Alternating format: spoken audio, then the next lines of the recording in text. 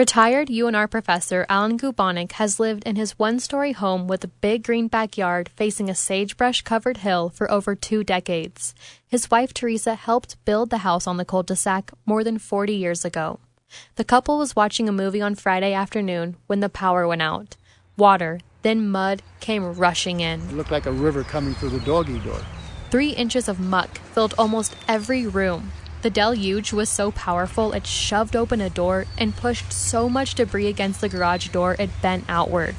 The movement lasted for about an hour, but the cleanup will be a long journey.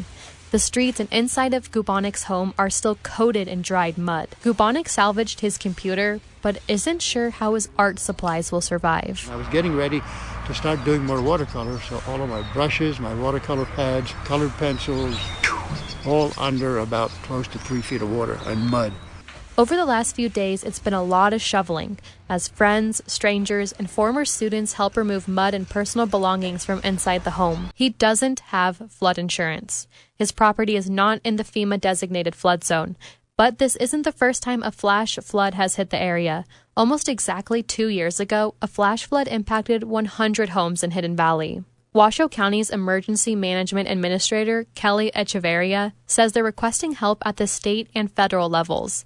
Echeverria believes the county will hit their public assistance financial threshold. She says federal funding would help not just Washoe, but also Lyon County, which was also affected by the incident. Local government doesn't just have endless pockets of money, and neither does the state. We want to provide for our citizens. National Weather Service hydrologist Tim Bardsley says the neighborhood sits on a fan-shaped area. Here, sand, gravel, wood, and debris accumulate over time. These are common in the Mountain West and are prone to unpredictable floods. However, most people don't realize their homes are built on these areas.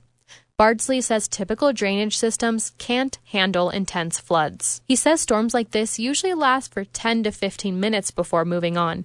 This one stayed for an hour. Bardsley says it's hard for homeowners to prepare in advance. However, he says homeowners associations in these neighborhoods should properly maintain retention basins. These man-made ponds designed to control stormwater runoff are strong preventative measures. For the time being, Gubanich and his wife are staying with a friend and looking for a place to rent. A GoFundMe has been set up to help them. But even as he faces uncertainty about the future, Gubanich ensures the bird feeders are filled.